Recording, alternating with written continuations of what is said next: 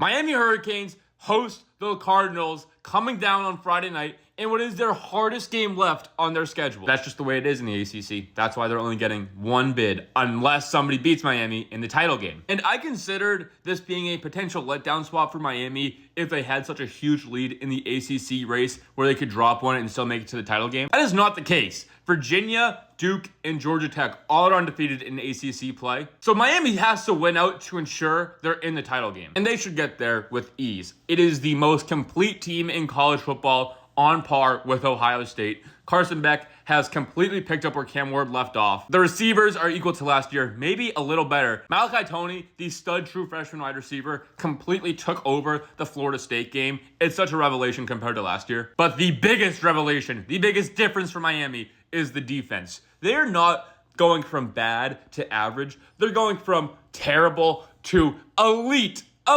defense. It's led by Ruben Bain, who's going to be a top 5 pick in the draft most likely, and the secondary has completely stepped it up. Now they host Louisville. I was very high on this Cardinals team coming into the year, and they have really unimpressed me. I'm especially disappointed in Miller Moss. He was the reason why I had such optimism for this team, and he has thrown some of the worst turnovers you will ever see. They got absolutely outclassed by Pitt and got so lucky to win that game.